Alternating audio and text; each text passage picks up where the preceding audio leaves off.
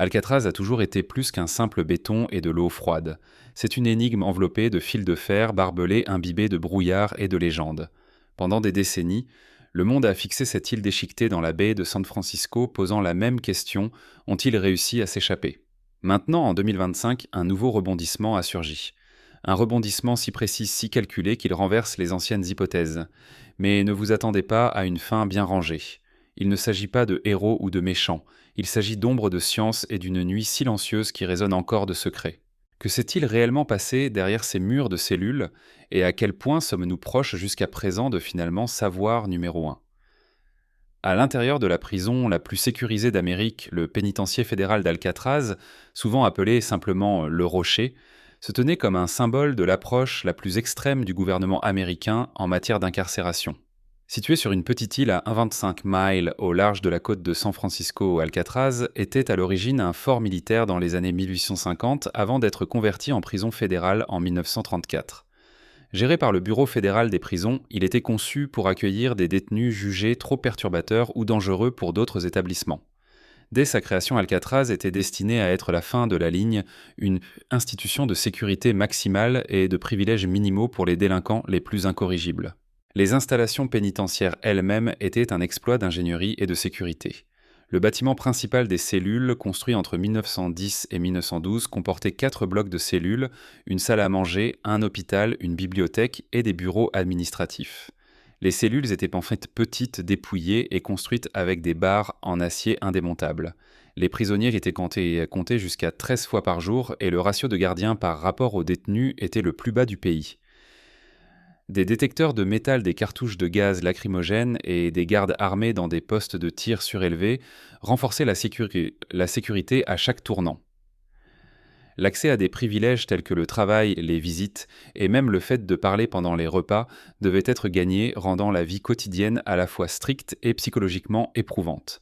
Avec une capacité d'environ 312 détenus, Alcatraz était rarement remplie à ce total. Elle accueillait certains des criminels les plus notoires comme Al Capone et Machine Gun Kelly.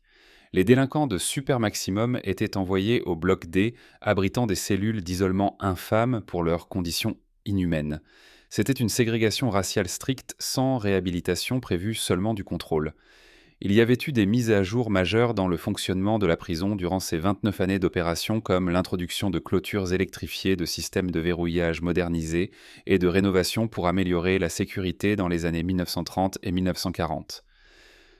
Alcatraz a fermé ses portes le 21 mars 1963 principalement en raison du coût élevé de l'entretien et de l'état délabré des bâtiments dû à la corrosion causée par l'eau salée. Et pourtant, c'est cet héritage qui captive l'imagination. Aujourd'hui géré par le National Park Service en tant que musée, il attire plus d'1 million de visiteurs par an. Les zones rénovées offrent une introduction à ce qui était autrefois considéré comme le pénitencier le plus dur des États-Unis, une forteresse où les lignes fines séparant punition et survie étaient santes et souvent floues. Ses murs étaient certes solides, mais sa légende était encore plus forte. Jusqu'à ce qu'une nuit change tout. Numéro 2, le mythe de la roche inébranlable. Alcatraz n'était pas seulement une prison. C'était un symbole. Perché sur une île battue par le vent dans la baie de San Francisco, il est devenu le dernier mot en matière d'incarcération américaine. Pas seulement un endroit pour purger sa peine, Alcatraz était là où le système envoyait les détenus dont il avait renoncé à l'espoir. La conception de la prison, son isolement et ses routines implacables ont créé une légende. Que l'évasion n'était pas seulement impossible, mais impensable. Cette croyance n'était pas basée sur le folklore. Elle était renforcée par des statistiques. Au cours de ces 29 années d'opération, personne n'avait jamais été confirmé comme s'étant échappé. Lors de 14 tentatives enregistrées, la plupart ont été capturées ou tuées, quelques-unes disparaissant dans les eaux présignaux de cochons présumés noyés. Les marées se traîtresse, les températures glaciales en écan et la distance même de la côte faisaient d'un fond de la baie une barrière finale infranchissable. Tenter de s'échapper était, selon la plupart des normes, signer son arrêt de mort. Cette image totalement contenue était essentielle pour Alcatraz. Il ne s'agissait pas seulement de enfermer des gens, il s'agissait d'anéantir toute idée d'évasion. Les gardiens, les responsables et le public ont adhéré au mythe selon lequel la roche était impossible à fuir et ce mythe servait le pouvoir de la prison. Ce pouvoir a été mis à l'épreuve en juin 1962. À un moment donné, entre 22h30 et 23h le 11 juin 1962, 3 détenus devaient sortir de leur cellule et disparaître. Frank Morris John Anglin et Clarence Anglin. L'évasion a provoqué une introspection. Au moment où Alcatraz a été dit « trompé même une fois », il a été retiré de son piédestal. Les répliques psychologiques ont été immédiates. Une fois, il y avait une forteresse, maintenant, il n'y avait plus que mystère. Mais cette fois, contrairement aux autres, l'énigme a persisté. Maintenant, le manque de conclusion définitive a semé des graines de doute, puis de fascination et enfin une histoire plus grande que la prison elle-même. À ce jour, l'évasion de 1962 n'est pas simplement un événement. C'est un point de basculement dans le mythe d'Alcatraz. La question de savoir si ces hommes ont vécu ou sont morts reste un mystère. Ce que l'on sait, c'est que leur disparition même a ouvert l'Amérique à un mythe qu'elle avait porté pendant des décennies. Cette fissure dans la roche a permis à la légende de s'échapper. Frank Morris, le génie derrière le plan. Frank Lee Morris était loin d'être un détenu ordinaire. C'était un criminel chevronné avec un esprit brillant et un passé d'évasion. Le genre d'homme qu'Alcatraz était spécifiquement construit pour contenir. Orphelin à 11 ans et condamné à 13, Morris a passé la majeure partie de sa jeunesse à se déplacer entre foyers d'accueil et institutions. Sa vie précoce d'instabilité l'a durci, mais elle a également aiguisé ses instincts. Avec un CV criminel comprenant des vols à main armée, possession de substances et plusieurs tentatives d'évasion réussies. Morris a été transféré à Alcatraz en janvier 1960 après avoir fui le pénitencier d'État de Louisiane. Dès son arrivée, il pensait déjà à comment il allait partir.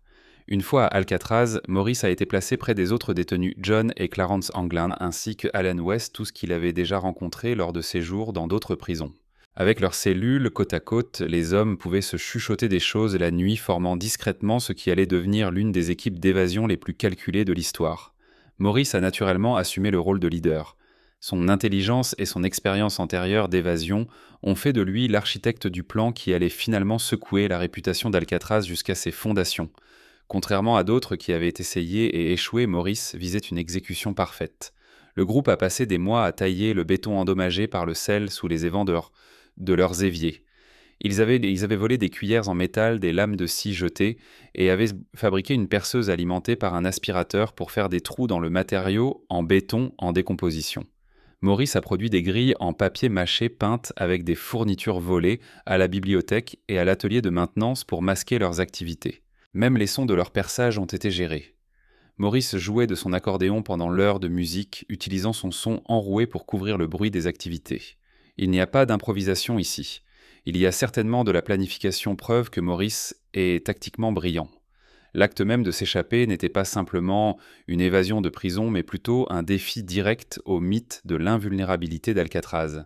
En cousant ensemble plus de 50 imperméables en un radeau de 6 par 14 pieds et des gilets de sauvetage en utilisant des tuyaux de vapeur chaude pour sceller le morceau de caoutchouc que Morris et les frères Anglin ont défié même la gravité. Ils ont même transformé un accordéon en une pompe à air de fortune. Ils ont officiellement été présumés noyés, mais aucun corps n'a été récupéré et une lettre de 2013 contient des preuves convaincantes du contraire.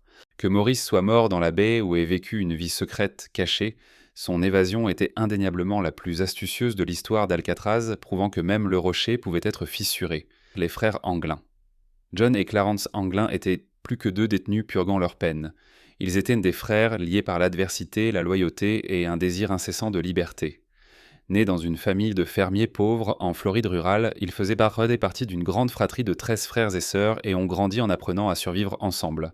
Ce lien fraternel est devenu la base de leur évasion infâme d'Alcatraz. Leur vie criminelle, principalement centrée autour des vols de banque, les ont conduits au pénitencier d'Atlanta, où leurs tentatives d'évasion répétées sont devenues un tel problème que les responsables de la prison les ont finalement envoyés à Alcatraz la supposée fin de la ligne pour les fauteurs de troubles. C'est à Alcatraz que les Anglin ont retrouvé Frank Morris, qu'ils avaient rencontré lors de précédentes incarcérations. Les frères étaient placés dans des cellules adjacentes à celles de Morris et d'Allen West, ce qui leur permettait de communiquer et de collaborer discrètement. Avec Morris comme cerveau de l'opération, les frères Anglin sont devenus des mains indispensables dans l'effort d'évasion. Au fil des mois, ils ont aidé à creuser des trous à travers le béton en décomposition, utilisant des cuillères en métal et des lames de scie. Pendant que Maurice dirigeait le côté technique du plan, les Anglines s'occupaient de la logistique et de la dissimulation, fabriquant des couvercles en papier mâché pour déguiser les trous et rassemblant des matériaux à partir de leurs tâches de travail en prison. Cela les a également aidés à préparer l'équipement d'évasion. Ils ont également aidé Maurice à préparer les gilets de sauvetage et un énorme radeau de 6 par 14 pieds à partir de plus de 50 imperméables volés. Les tuyaux de vapeur chaude de la prison scellaient le caoutchouc, tandis qu'un accordéon modifié était utilisé pour gonfler le radeau en tant que pompe à air. Il était également important de connaître les activités quotidiennes de la prison et les matériaux accessibles par le biais du système de travail. Mais chaque mouvement qu'il faisait était calculé. Le parcours emprunté était soigneusement protégé par une autre illusion bien construite, y compris les têtes de mannequins emblématiques qu'ils avaient sculptées à partir de savons de papier toilette et de vrais cheveux balayés du sol du salon de coiffure. Les événements qui ont suivi leur disparition font partie des mystères les plus fascinants de l'histoire criminelle américaine. Des preuves ont émergé soutenant l'idée que les deux frères avaient vécu même après la déclaration légale de leur décès en 1969. En plus de la lettre de 2013 affirmant qu'ils s'étaient cachés, il y avait des cartes de Noël prétendument envoyées par les frères, ainsi qu'une photo de 1975 qui semblait les montrer au Brésil. L'interview de la BBC avec des agents pénitentiaires et des membres de la famille a évoqué cet incident comme choquant et étrangement silencieux. Il n'y avait aucun bruit, aucune alarme déclenchée pendant la nuit. Si les Anglais ont survécu, ils ont réussi non seulement une évasion physique, mais aussi une évasion psychologique, sortant d'une prison conçue pour être inébranlable et même de l'histoire elle-même. Créer l'illusion. Le génie de l'évasion d'Alcatraz en 1962 ne résidait pas seulement dans le creusement ou la construction du radeau, mais dans l'illusion. L'un des éléments clés qui a permis à Frank Morris et aux frères Anglin de disparaître sans être détectés était la création de têtes de mannequins étrangement réalistes. Ces leurs et Sitienit étaient si convaincants qu'ils ont trompé les gardiens lors des comptages réguliers. Sculptées à partir d'un mélange bizarre de savon de dentifrice et de papier toilette, les têtes étaient soigneusement moulées pour ressembler à des détenus endormis. Les évadés les peignaient dans des tons de peau en utilisant des fournitures artistiques volées à l'atelier de maintenance de la prison et les coiffaient avec de vrais cheveux humains balayés du sol du salon de coiffure. Ces têtes n'étaient pas seulement astucieuses, elles étaient critiquées. Lors des vérifications nocturnes, les gardiens ne secouaient pas physiquement les prisonniers pour les réveiller. Ils se contentaient de regarder dans les cellules à la recherche de mouvements. Les mannequins placés sur les oreillers et partiellement cachés sous des couvertures donnaient l'illusion parfaite de sommeil. Pour compléter la tromperie, les évadés entassaient des vêtements et des serviettes sous les draps pour imiter les formes de corps endormis. L'effet ont été si parfait qu'il n'a pas été jusqu'à l'appel du matin du 12 juin que les gardiens ont réalisé que quelque chose n'allait pas. D'ici là, le trio avait disparu depuis des heures. La tromperie allait au-delà des têtes de mannequins et incluait des cavernes s'étendant dans les murs. Les prisonniers utilisaient des couvertures en carton et des grilles en papier mâché fabriquées à partir de pages de magazines déchirées de la bibliothèque de la prison pour créer des trous qui avaient été creusés pendant des mois. Pendant ce temps, les prisonniers camouflaient les trous. Ces faux grilles ressemblaient aux grilles d'aération à l'arrière de leurs cellules. Ces fausses grilles se fondaient bien dans le mur, cachant derrière elles le chemin d'évasion qui était béant. Les gardiens, en regardant dans les cellules, ne verraient que ce qui semblerait être une grille d'aération scellée tout à fait normale, alors qu'en réalité, un tunnel vers la liberté attendait derrière. Ce qui est remarquable à propos de l'illusion, c'était sa résonance avec la plus grande tradition de guerre psychologique derrière les barreaux, l'art de la tromperie cultivé par des hommes désespérés dans des lieux désespérés.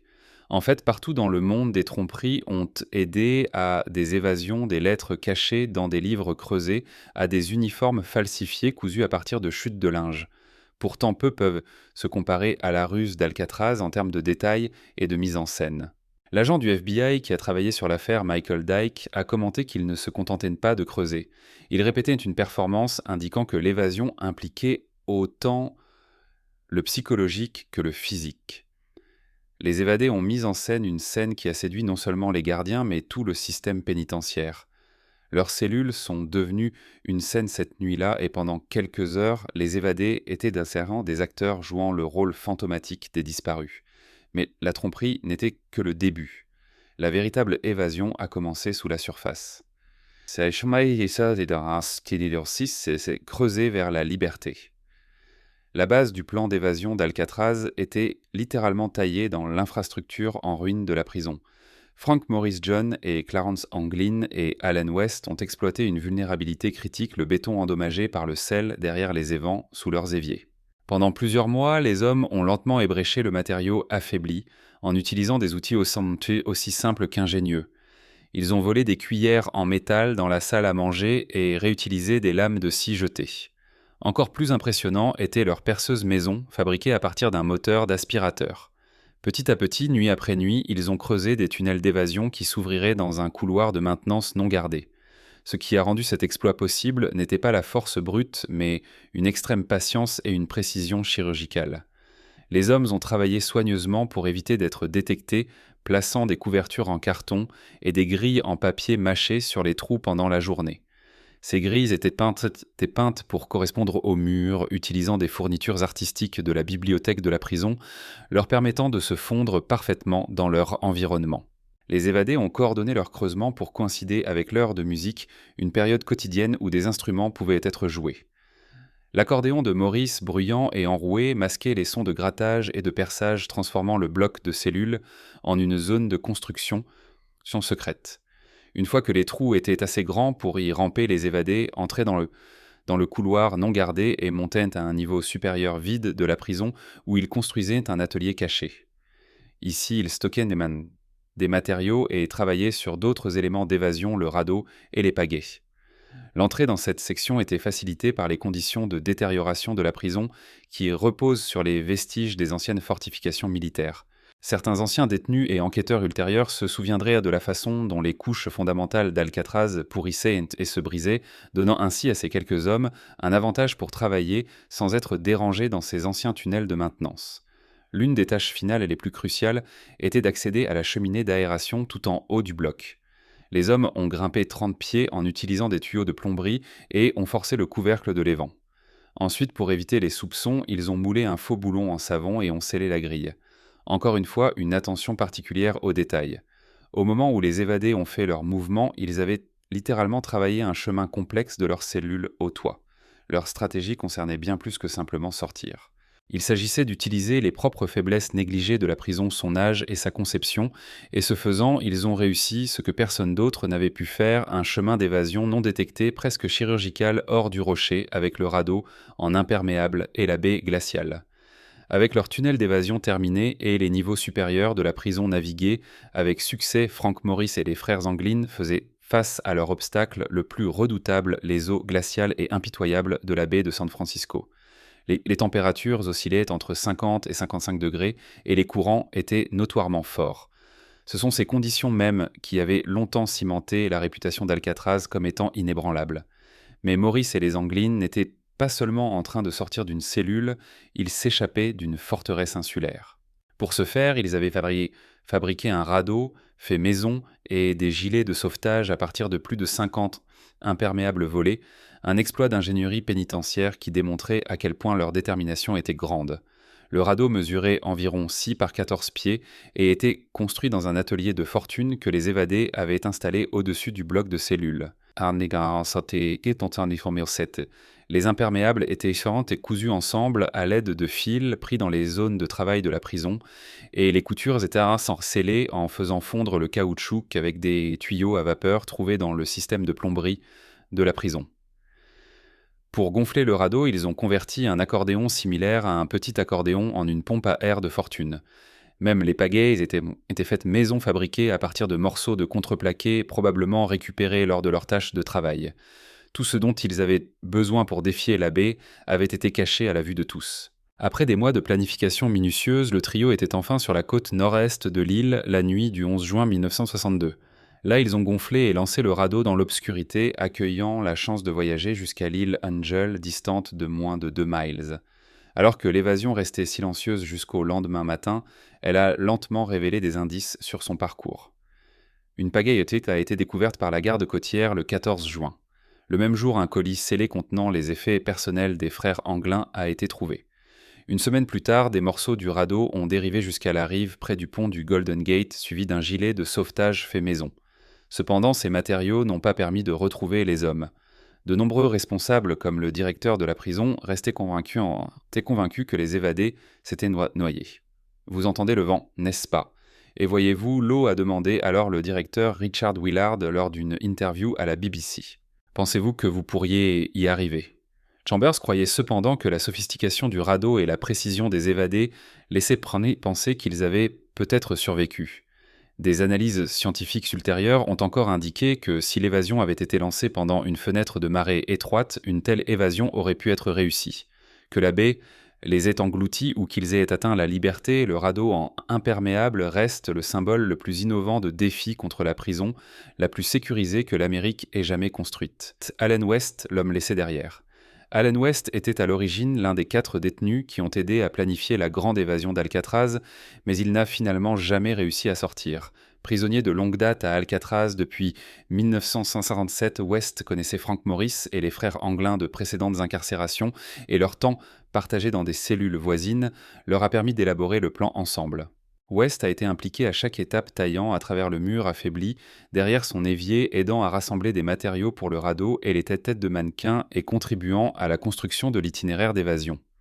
Mais lors de la nuit critique du 11 juin 1962, West n'a pas pu briser le dernier morceau de béton à temps. Selon sa propre confession, le tunnel de West était tout simplement trop étroit. Il avait mal calculé la taille ou n'avait pas réussi à retirer complètement le dernier morceau de ciment. Alors qu'il luttait pour élargir l'ouverture, dans la panique, les autres ne pouvaient plus attendre. Avec le temps qui s'écoulait et l'aube qui approchait, Maurice et les frères Anglin ont continué sans lui. West est resté dans sa cellule pleinement conscient que son opportunité unique s'évanouissait. Son destin a été scellé non par la peur, mais par le plus petit des obstacles physiques, les derniers centimètres de béton en décomposition qui ne cédaient tout simplement pas. Le lendemain matin, les gardiens ont découvert qu'une évasion avait eu lieu et immédiatement après, West a coopéré avec les autorités. Il a fourni une description détaillée du schéma d'évasion décrivant le chemin vers le couloir des services publics, le parcours sur le toit et leur point d'arrivée prévu l'île Angel. Son témoignage est devenu la base de la chasse à l'homme qui a suivi. Selon la BBC, cela a conduit West à pointer des preuves telles qu'une pagaie et des effets personnels appartenant aux Anglins.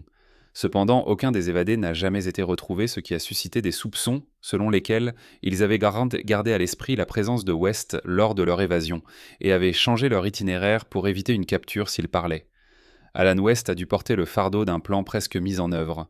Bien qu'il ait échappé au risque de geler à mort dans les îlots traîtresses, il a perdu l'opportunité de s'échapper vers la liberté.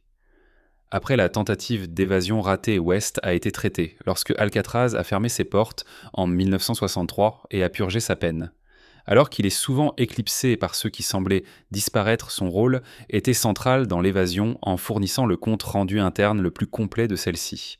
Dans le récit mythique d'Alcatraz West, se tient comme un témoin sur Terre d'une fuite qui aurait peut-être réussi. Une confession glaçante ou une ruse astucieuse. En 2013, plus de 50 ans après l'évasion qui a stupéfié le monde, un nouveau rebondissement a ravivé l'intérêt pour le mystère d'Alcatraz. Une lettre prétendument écrite par John Anglin a été envoyée au département de police de San Francisco. Elle disait « J'ai échappé à Alcatraz en juin 1962.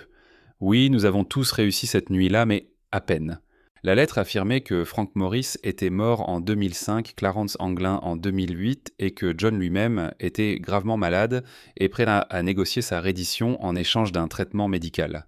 Le message a suscité une nouvelle vague de spéculation et a incité les forces de l'ordre à examiner de plus près une affaire considérée comme close depuis des décennies.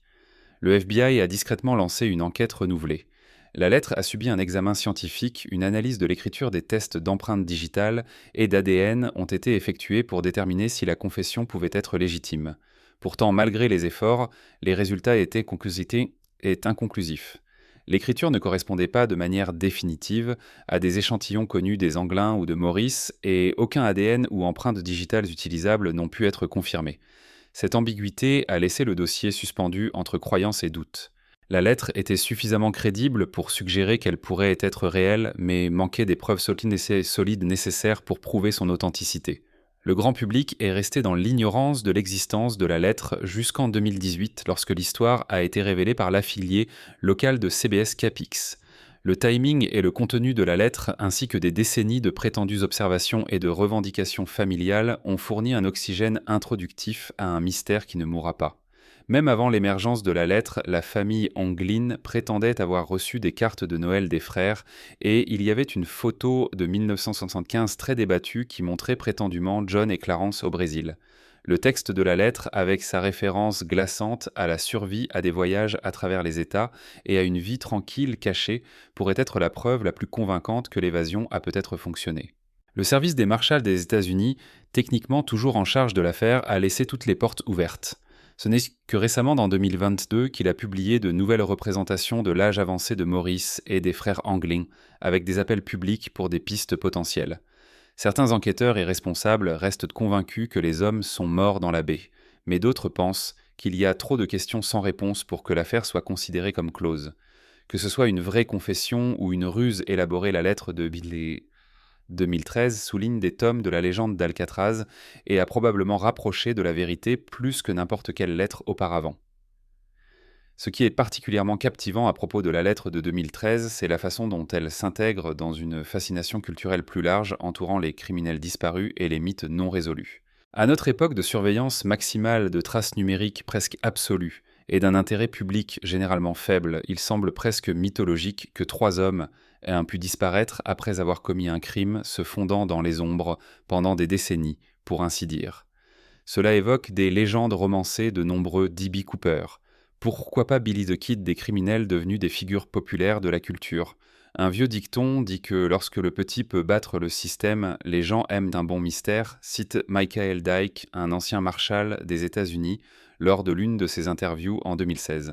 Cette attraction n'est pas seulement due à la théorie selon laquelle ces hommes pourraient avoir survécu, elle parle également de la philosophie même de quelques fissures pourries dans une institution par ailleurs rigide où un glissement de liberté reste possible.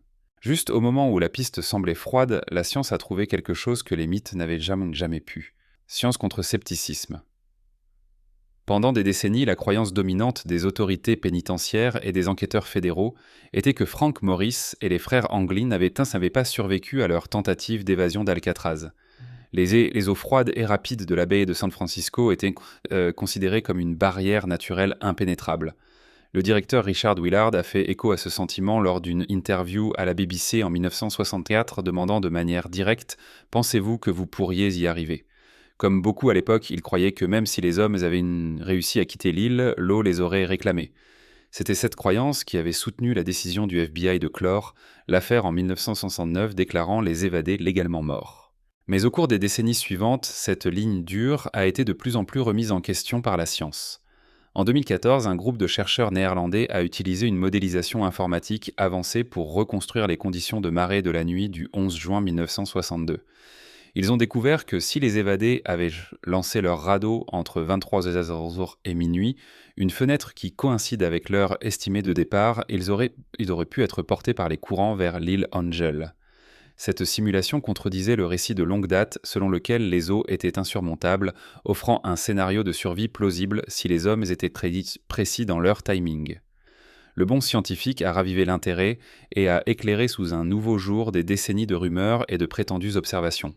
À la suite des résultats de l'étude néerlandaise, la lettre de 2013 affirmant que les hommes avaient survécu et vivaient des vies recluses a gagné un nouvel élan. Ensemble avec les preuves découvertes, la pagaie récupérée et ses effets personnels, ainsi que des morceaux du radeau, il était désormais plausible que les hommes aient atteint la rive vivants. Pas même l'évasion n'était physiquement impossible. Cela aurait pu fonctionner s'il avait été exécuté avec le niveau de détail que les hommes avaient affiché tout au long du reste de leur plan. Cependant, à mesure que les preuves et la science s'accumulent derrière l'affaire, les marshals des États-Unis déterminent qu'un condamné comme Maurice et les Anglin aurait totalement disparu dans des vies tranquilles et respectueuses des lois. Néanmoins, le dossier reste ouvert. Dès 2022, des photographies mises à jour montrant l'avancement de l'âge des Trois ont été publiées, ce qui implique que les forces de l'ordre n'ont pas tout à fait abandonné la recherche des fugitifs. La science a peut-être trouvé la vérité ou quelque chose d'incomparablement réel caché sous ce fait. L'évasion d'Alcatraz demeure l'un des mystères non résolus les plus fascinants d'Amérique, une histoire où faits et possibilités luttent encore pour la domination. En plus des graphiques de marée et des reconstructions scientifiques, la curiosité ancienne concernant l'évasion d'Alcatraz est quelque chose de beaucoup plus profond dans la culture américaine, une obsession nationale pour déjouer le système. Des livres aux films hollywoodiens comme L'évasion d'Alcatraz en 1969, l'histoire a été mythifiée non pas comme une évasion de prison, mais comme un conte d'ingéniosité humaine face au pouvoir institutionnel. Pensez-vous qu'ils ont réussi à s'en sortir vivants ou la baie les a-t-elle réclamés pour de bon? Faites-nous part de votre théorie dans les commentaires ci-dessous. Si vous avez aimé le mystère, donnez un like à cette vidéo. Abonnez-vous pour plus d'exploration de crimes réels et d'histoires. Et n'oubliez pas d'appuyer sur la cloche pour ne jamais manquer ce qui vient ensuite. Maintenant, regardez la prochaine vidéo sur votre écran. Vous n'allez pas croire ce qui y a été découvert.